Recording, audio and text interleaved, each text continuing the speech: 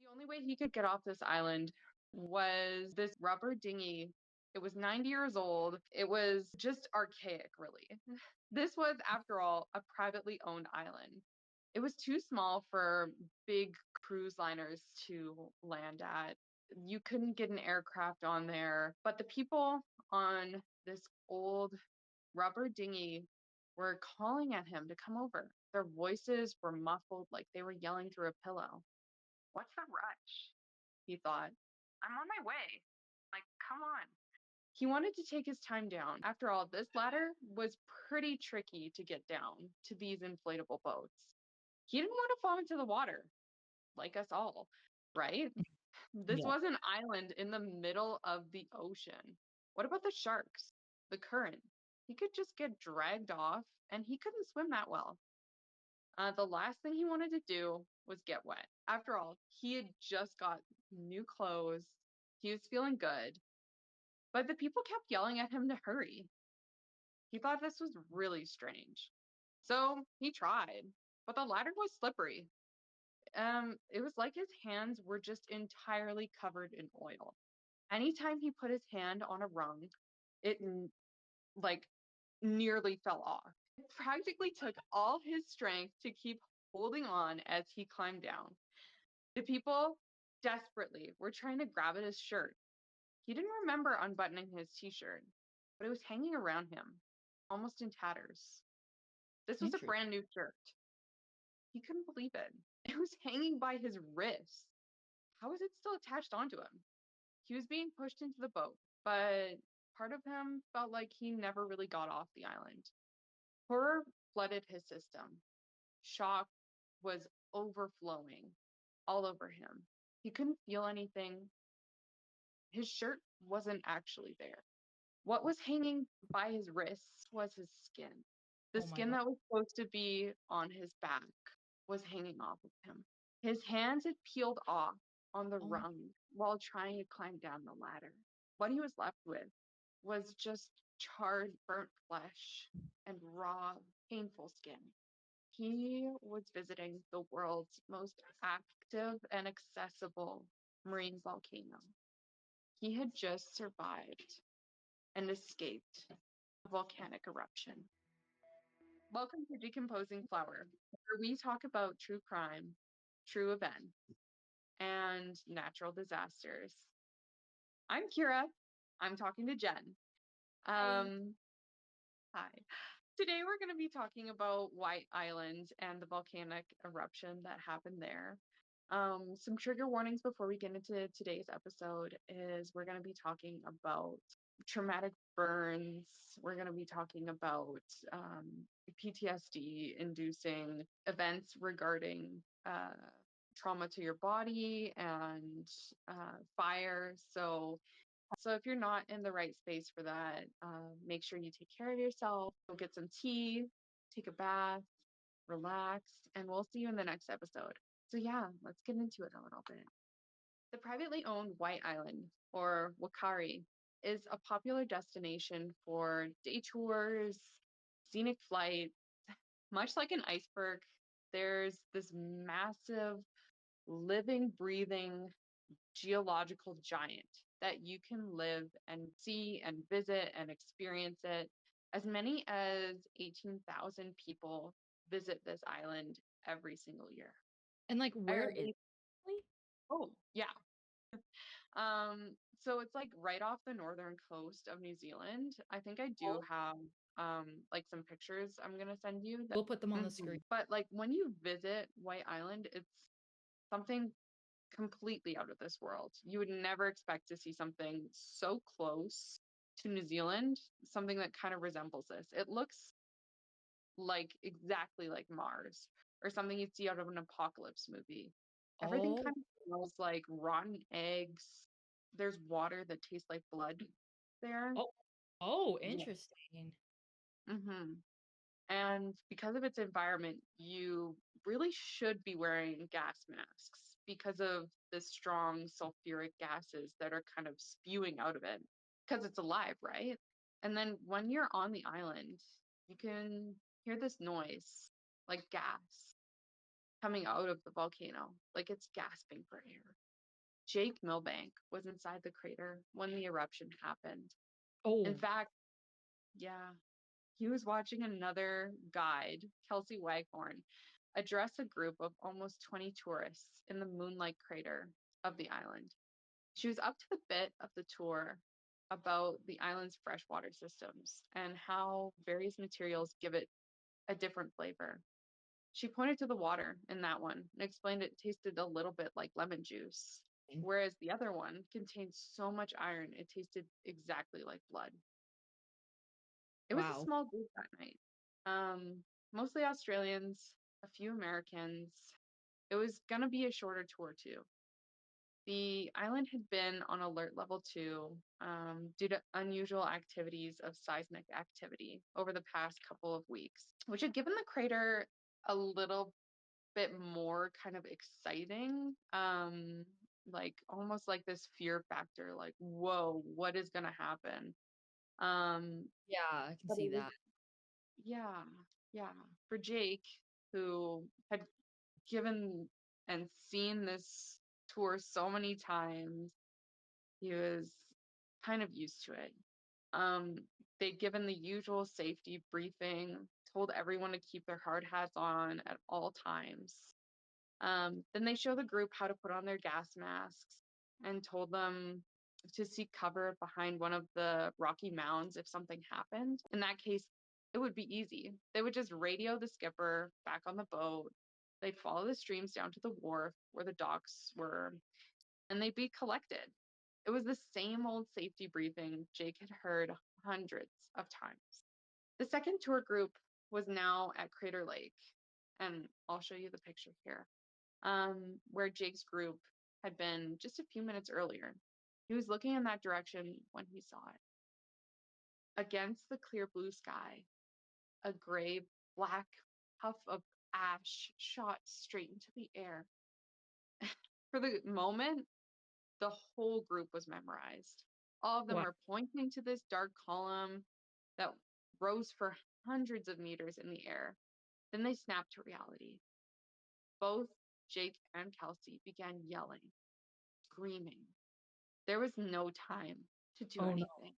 Everyone ran for cover, but it was pretty much too late. Jake Shit. began to run, waving the group towards some of the bigger rocky mounds nearby, trying to draw people over to him. The day was December 9th, 2019. Jake had been a tour guide for exactly 1 year and 1 day. Growing up just outside of Whakaari on New Zealand's Bay of Plenty, he developed a love of the outdoors. As a kid, he spent his days fishing and hunting. Like he was like, I don't know if everyone else in the world has this, but he was like the Bear Scouts, or for me, like a Girl Scout. Like he was out there Okay, yeah. trying to find like whatever animals, and he loved nature so much. And then when he finished year 13, he applied for a job on White Island tours. He knew he wanted to do something with nature, and this seemed like the perfect opportunity. Initially, though, when he was applying for a job as a desk hand, he thought that simply meant he would be ferrying passengers back and forth from the island. What he didn't realize, though, was that he was supposed to do all the talking. He was a shy kid. Like, he wasn't good with public speaking at all, but he figured he'd give it a shot. So what he started doing was listening to the other guides, and like working at Disney, he learned the lines from them. So like he would just rinse and repeat, and he'd be like, "Oh, you know what? That's a funny joke. I'll throw that in." And yeah, he was a pretty funny guy, so he caught on really fast. About 3 months into the role, he started to relax. On this day, though, Jake wasn't even meant to be there. It was his 19th birthday, and he'd taken the day off. But one of his colleagues called in sick, and his boss gave him a call that morning to see if he would come in. And Jake said, sweet as, and headed over. By the end of the day, 22 people would be dead. Jake would end up suffering burns to 79% of his body, with only his feet, armpits, and the skin beneath his shorts bared. So, seconds after the first eruption, another detonation hurled a pyroclastic flow across the crater. So imagine an avalanche of ash and superheated gas hurling hundreds of meters high into the atmosphere. And actually, a lot of like the CO2 pollution Yeah. comes from volcanic eruptions. But yeah, it bared entirely down on Jake's group at 200 kilometers an hour. That was the real threat. Just 15 seconds had passed since the first eruption. Jake hadn't had time to think. It was all a reflex. Just Oh my. go. The first thing you notice is how strong the gas is, even with your gas mask on. And then it's just instantly hot. It's like you're inside an oven, boiling alive, and It. everyone is screaming. It's just very, very hot and very, very loud. Small chunks of rock and ash pouring down, and the wind was just howling. It sounded like being in a hurricane, a hot hurricane. You couldn't run because of all the ash. It was so thick. It was like walking in snow. It was so thick Oh and my so god. deep. It was right up to your knees, halfway up the shin. Shit. So it'd be really, really hot, and then you'd be really cold. So then when Jake was rescued, they were putting these foil blankets on them and taking it off again because he'd get hot. And then pouring water on his eyes, trying to get out the ash and the acid. Oh my god. He made it to the hospital. He said one of the worst parts was hearing about all the others that made it, but they didn't make it. In That the would be days and weeks, yeah, it was hard. because you would deal with like survivor's guilt too with Mhm. that.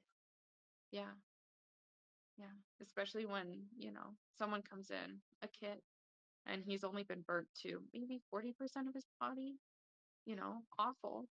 And you're here with your 80% and you're still alive, but his family has to come and pick up, the kid who didn't make it. And you're wondering why. Oh my god. You like such an experience to go to something like this for that to happen would be just so tragic. Oh yeah. Yeah. Like no one signed up for this, right? Yeah, like no one's going somewhere where they this might happen. It's like this was probably like just freak event, I guess. Yeah.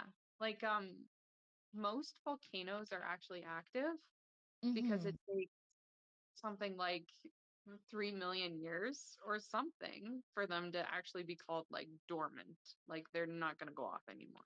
Yeah, because isn't like the volcano in like Iceland like super active? There's one that's like I can't remember. Maybe it's not Iceland. I know there's one where it's like people are waiting for it to go off, and like people are scared because if it does, it could really like destroy the world. Yeah. But I don't Yeah. remember that. I'm not sure either. I'm not a volcano expert. Yeah, me either. I Um, know a lot. I just remember hearing that and just like packing that away, not wanting to know about it. and lock and seal, that's something to worry about. That's, yeah, on Worry top about- of taxes and everything else, right? Yeah. Another one of Jake's mentors who was there, he died along with almost the entire group Mm. that was in the crater at the time. So I don't know if you're gonna probably talk about this, but probably. Do you know like did they a lot of them just die from like the burns and the gas Um, or is it yeah, just yeah. a lot of it was from like the gas inhalation and um, yeah, I'll kind of get into it a little bit Okay, more. for sure. So there was this American couple that was in the same boat as everyone else. They Yeah. were in the same boat as 47 other people. Mhm. And they were making this trek to go to the crater of this volcano. They've been planning this trip for months, years even, really, if you're thinking about it. It was supposed to be the happiest time of their life. It was their honeymoon. Aw. Yeah. Not only that, Lauren had just finished her exams for her medical laboratory science degree. Um, she'd been laid off in 2010 and was just trying to figure out her new path in life. things felt like they were finally getting on track. She got married, she found her new career path, and she was so happy. They were celebrating sharing the rest of their lives together. They'd just come from Australia. They were tan and enjoying every moment together. Their cruise was just about to go off to White's Island. Her husband, Matt, had seen a brochure that advertised the country's most active volcano. But there was no reason to be alarmed. So many Yeah. people assured this was one of the best experiences in New Zealand, hands down. I mean, how many people have walked in a volcano before? Huh, that sounds pretty cool. The precautions listed was a requirement to wear closed-toed shoes and a warning that people with mobility issues or in wheelchairs probably shouldn't go. Matt had no idea that such an event was likely. Not even his guides on the tour had told him. The threat level was suddenly rise to 2. They were looking to relax. They weren't looking for thrills. You know, they just wanted a nice hike just in time for lunch, is what they were promised. They only learned that the volcano's alert level had been lifted from 1 to 2, like minutes before they went. Lauren, who was already nervous, asked the guide about a chance of eruption, but by then the group was already on the island. The couple said that they were not told what the risk rating even meant. They Oh, were just like, interesting. oh, the threat level's up to 2. The guide reassured them that the visitors to the island would receive a 10-minute warning of volcanic activity. But this isn't like Disneyland. The characters don't come out on a scheduled time. The tourists said that they had been issued with hard hats and optional respiratory masks or gas masks. But Mm-hmm. other than that, they had no safety gear on. The only other instruction the two guides had issued was to keep to the path as they walked. Don't rush ahead or fall behind, just stay with the group. There was no instant warning when this blast came rocketing out of hell. Side note, it's important to note that in most cases, magma rises to the surface, it's thin, it's either shooting out or continuously flowing out in curtains or fountain. This is what most of us probably think of when we say volcano eruption. Oh, okay. Magma is slow moving. Like, I know for me, I thought, how would people get caught in an eruption? Like, it's going so slow. There's more to an eruption than just molten lava. Just like lava, gas comes out of the boiling core of the earth. An explosive blast and solid fragments of rock, even molten rock, are ejected in a great cloud of ash that rises tens of thousands of meters into the air. The gas is burning hot, fully capable of giving third-degree burns in seconds. Oh my That's God. not the only danger, though. Volcanic ash can cause respiratory illnesses such as ciliosis. Gases like hydrogen chloride, carbon monoxide, and hydrogen fluoride can cause both short term and long term problems. Remember Pompeii? A Yeah. whole city was wiped out in seconds. Imagine 47 people on vacation in t shirts, shorts, all Oh, of it with their optional gas masks hanging loosely around their necks optional. because there was no threat, right? Yeah. Hmm. One word was ushered right before this wave of hot, steaming gas washed over the couple. Run. The thick plume of gas rose, blotted out the sun, and brought burning rocks and a cocktail of poisonous gases streaming towards them. Oh my The only God. thing Lauren could do was clutch her husband's hand as they hunkered behind a boulder while the air filled with ash, rocks, and screaming. They slowly became buried in the ash. There was nothing else she could do. The only That's thing she could do was tell her new husband, Matt, I love you. The last that's word she might have said to him would have been, I love you. And she just kept holding on to him because she wanted their bodies to be found together. oh my God. Hmm. That's so sad. Yeah. Her gas mask was blown off in the blast. To draw breath was agony. Matt was blinded as his mask filled with ash and smoke. Any second, they were gonna die. When the eruption stopped 2 minutes later, Lauren was in shock and unable to walk.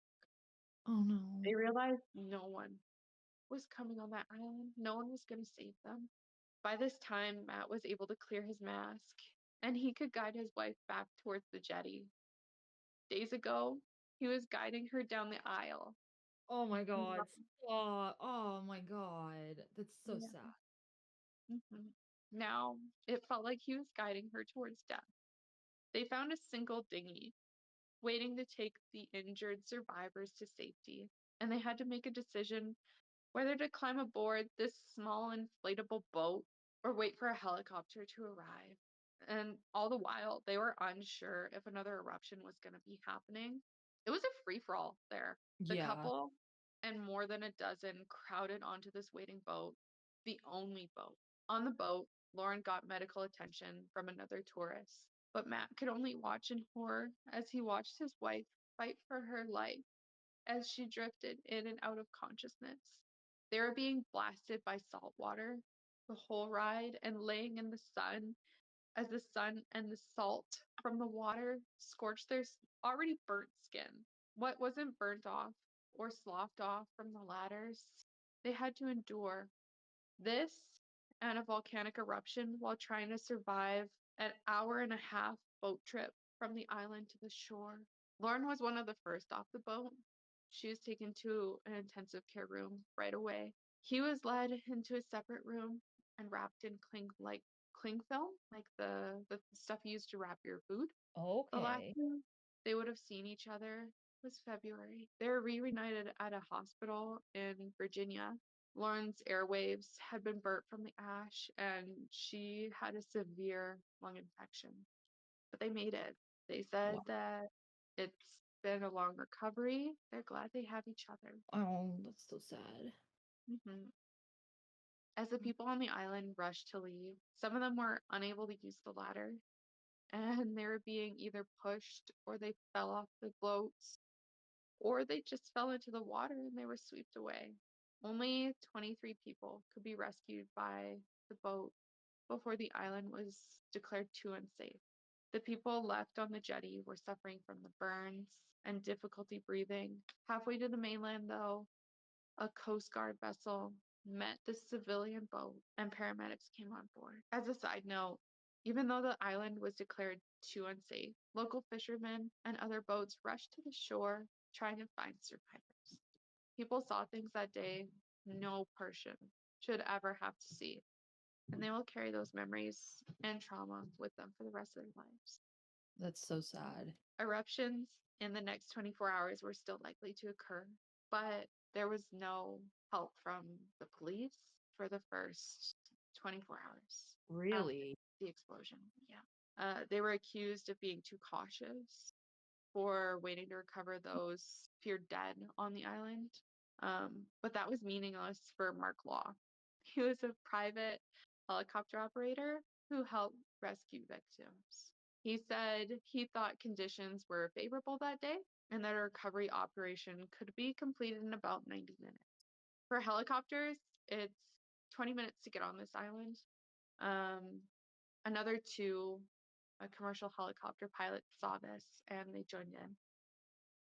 They were able to bring back 12 survivors, and then later, when it was deemed safe, they returned to bring back bodies. Officials said that rescue crews could have flown into the island much earlier than they did, about 2.5 hours after the eruption. Officials said that they were absolutely medically confident that they were unfortunately not going to be able to save any more lives. Due to the efforts, though, of lots of people risking their lives, rescuers evacuated 39 survivors in the aftermath before conditions were deemed too dangerous for them to land. Wow. A Brazilian tourist, Alessandro Kaufman, and his partner, Aline Morat, were part of the tour group on White Island.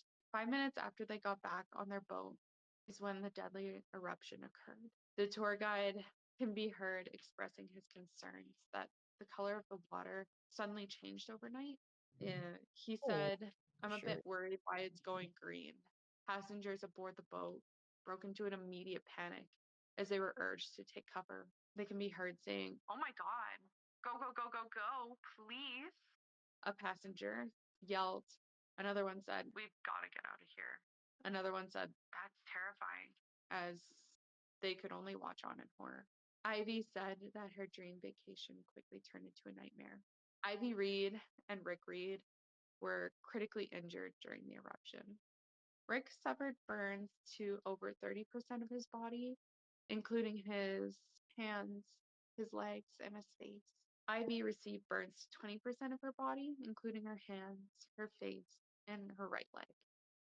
They had a picture of them taken 15 minutes before the eruption buried their whole bodies in volcanic ash and toxic gases. They survived, they were rescued, and they spent 8 weeks in a New Zealand hospital receiving critical care treatment. The Wow. next year was one of the hardest ones of their lives as they tried to regain as much functionality as possible. Yeah, I bet. Oh, Hayden Marshall Eman had done this tour before, many, many times. He loved his job. He had such a passion to bring joy to others. He was one of those people that whenever he came in to make a purchase at the grocery store, he always paid $5 for the next person's groceries. He had the kindest heart, and it was never about him. He definitely created a ripple effect of happiness. Hayden was among the people who was killed in the disaster. The it- volcano had been erupting in some form since 2011 and was rated at an alert level of 2 at the time of the disaster, indicating moderate to heightened volcanic unrest. There was advanced warning of unusual activity at the volcano ahead of the eruption. GeoNet, a New Zealand geological hazard information site, said that White Island had been classified as New Zealand's most active volcano since 1976. It's been almost 24 years of continuous eruption. The second eruptive episode started in 2011 and continues today. With this volcano being mostly gaseous, there are minerals crystallizing deeper down and creating blockages, which allows pressure to build. And the volcano periodically needs to clear its throat. There's been 6 small eruptions in the past 8 years, but on previous occasions, luckily, there has been no tourists on the island, mostly due to the time or the weather conditions, Hmm. which is insane. A major eruption in 2000 caused a big crater, smaller but not insignificant. Eruptions were recorded in 2012, 2013, and 2006. However, Interesting. in October and November of 2019, geologists at GNS Science noted that there was an increase in gas, sulfur dioxide to be specific, Okay. mud, and steam was being ejected from the crater on the island, and they were at their highest level since 2016.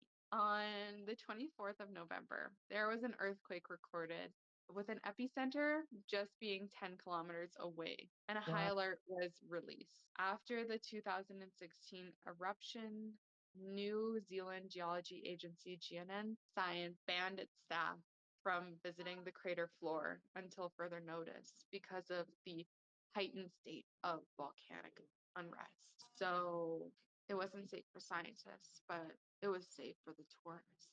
Despite knowing this, the Ye- operators continued taking tourists to the crater. Yeah. So with this, the volcano had been in a heightened state of activity for the past 8 years.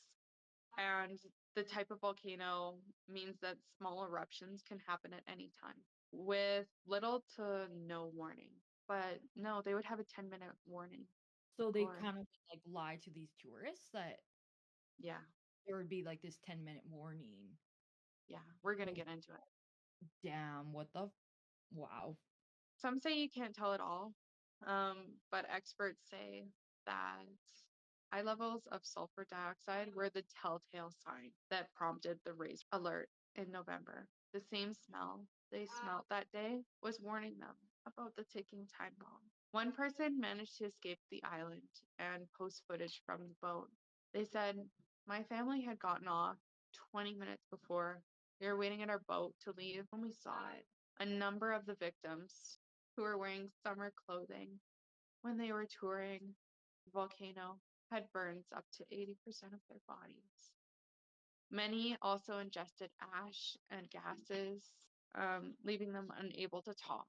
What they Wow. suffered was third-degree burns, or what we're calling full thickness burns now. This damages the tissues deep under the skin and causes extreme pain. Burning is one of the most painful sensations a Yeah, human can feel. Although with full thickness burns, there is some numbness due to the destruction of the nerve endings and the pain centers in the body. But did you know there's more than just third, second, or first degree burns? I There's did also not. the possibility of fourth degree burns. Oh. Yeah. So it affects the body right down to the bone. Oh my god. So does it like essentially just like melt off? Yeah, it like burns your muscles, your tendons, Oh my connective tissues. So burning is one of the most painful things a body can experience, but it's also one of the most sophisticated and detailed treatments required. So the survivors not only had to survive a volcano, being sprayed by the sea for hours, maybe an hour and a half, Ow. but they also had to survive the life-saving surgeries, the skin grafts, the lung infections, the rehab, and the mental trauma. Kelsey Waghorn, a marine biologist and a proud guide on White's Island, she was just 25 years old. She suffered burns to almost half her body and endured multiple grafting procedures to her arms, her hands, her stomach, her legs, her lower back, and upper thighs. In an update to her fundraising page, she said, "She's covered in scars, relocated skin, and that's okay with me." She went on to say, "There's been a lot of blood, sweat, tears getting me into where I am today. I'm fairly mobile now, albeit a little wobbly and minus some strength, but I'm slowly regaining the use of both my hands. My right is worse than my left, but I'm working on that every day, and I'm doing really well." Well, that's really good to hear. Hmm. I have to ask why no one was prepared for a disaster like this. Like, they raised the level. It's an active volcano. It's one of the most active in the world and most accessible. There's people going there, but they were prepared. Officials put a metal shipping container on White's Island that was supposed to be acting as an emergency bunker if the volcano erupted when tourists were visiting. The metal shipping container was installed on the island in 2016 by the New Zealand Defense Force in an old mining shaft that was said to act as an emergency bunker in case. The 2.4 ton of the container's placement on the island said that there would be safety gear, spare clothing, food, and other emergency rescue items inside the shelter. Mm-hmm. Um, but the uh, White Islands flight operation manager, George Walker, said he often wondered why the shipping container was placed 500 meters from the lake, which was too far for tourists in the event of an eruption. 15 seconds is not enough to get that. So many lives could have been saved from the scars, saved from the trauma, if maybe they were prepared better. They had years to be ready for this. Jesse Langford was thrown over a mound by the sheer force of the eruption before curling up in the fetal position, covering his head with his hands after being hit in the face from a flying rock. He was in so much pain. Every moment, every tick of the hand was sending sheer agony rocketing through his body. Once the eruption clouds lifted from the island and it had returned to a clear day, everything was covered in gray ash. He opened his eyes and he could see his dad sitting up, struggling to breathe while trying to get his mask off because it had filled with ash and gas. His mom was unmoving. He sat for 15 to 20 minutes watching this. Um, Pain was racking his body, and he was overencumbered with what he could do. He could only watch his whole body a burnt crisp. He was powerless. He couldn't physically do anything to help. He could only sit there and listen to the screams, which slowly turned into whimpers Oh, and crying. And then he eventually had to listen to the ear piercing quiet. There's one thing he could do, though, and that was to walk and let people know that some people had survived. He had to make the hardest decision and walk away from his dying parents. He was powerless. All that around him, people who were just moments ago laughing and snapping photographs of this island that resembled an alien planet were screaming in agony. They were screaming for help. Out of the 21 people in his group, only 3 survived. His wow. sister's body was never found. It's Oh, believed that she was swept out to sea after a massive storm hit the island, not long after the eruption happened. that's sad. I'll never know. Yeah. He's now 22 and he's recently graduated from nursing college. That's awesome. Uh, yeah, he's become a mentor for the Share Burns Peer Support Program, and Oh, he's helping others recover from severe burns at the same hospital where he was treated. I love that. I love knowing that he did that. Yeah.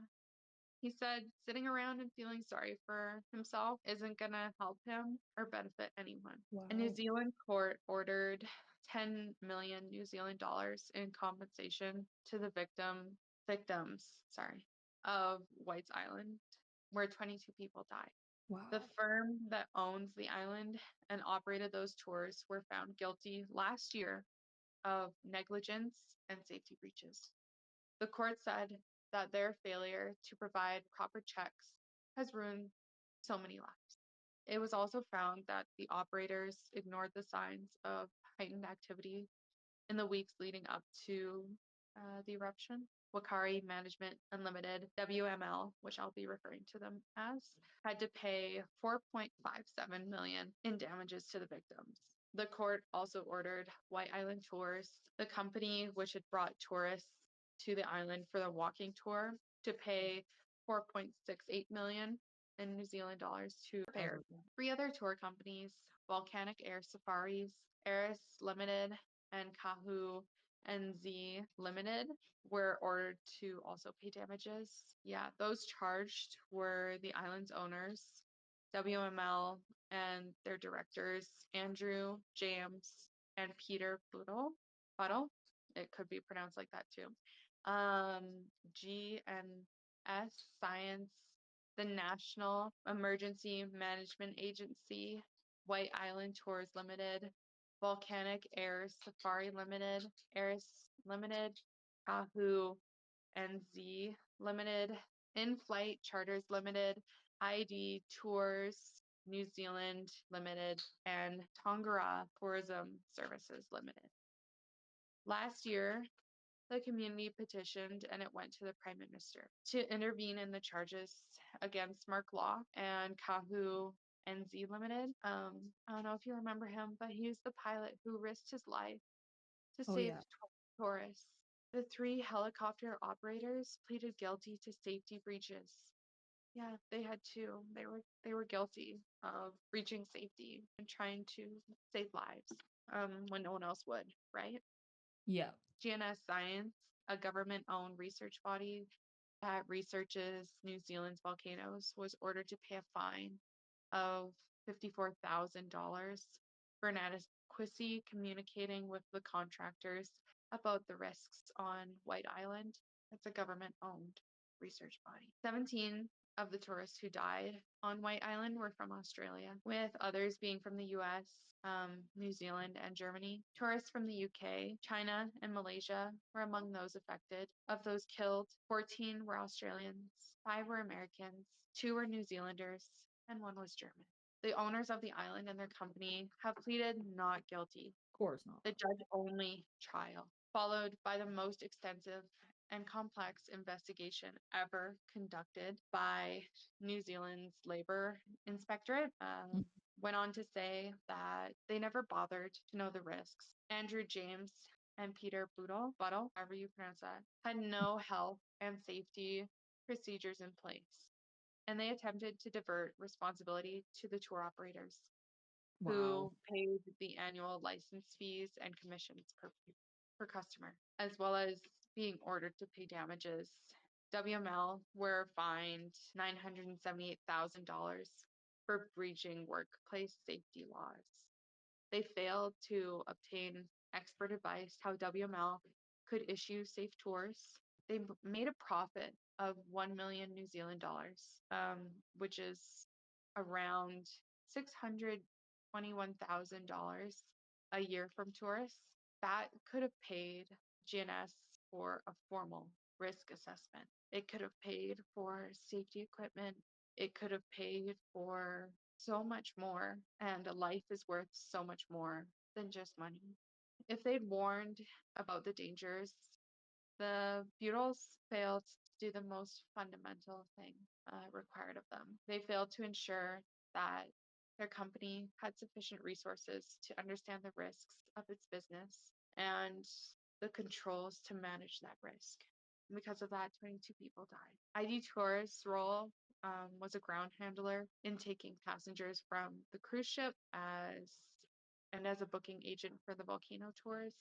ID Tours and Tundra services failed their passengers who traveled from Australia aboard the Royal Caribbean cruise ship and were on the volcano when it erupted. Had they been warned of the risks, they probably wouldn't have gone. They didn't have the practical ability to cancel tours, they said, to control the provision of health and safety and information to its passengers and to verify its accuracy. So that's that's that's that. Wow. Um, yeah, hard hats were provided and required, but other protective clothing was not. So many of the visitors were dressed in t-shirts and shorts, when they should have been in overalls and sturdy boots made of heat-resistant material. While the gas masks were offered, they were unfit for the purpose.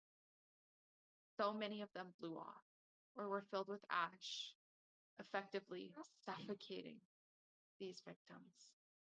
WML had no money or assets to offer by the way of compensation, as it was only a corporate trustee for the Beatles. Mm. They also didn't have liability insurance at the time of the disaster, meaning the damages would have to be paid out of pocket. They were aged between 17 and 72 years old. Parents Anthony and Christine Langford, and their 2 teenage children, Winnow, who was 17, and Jesse Langford, who survived, but he recovered in the hospital with 90% of burns to his body. Julie Richards, 47, and her daughter Jessica were from Brisbane.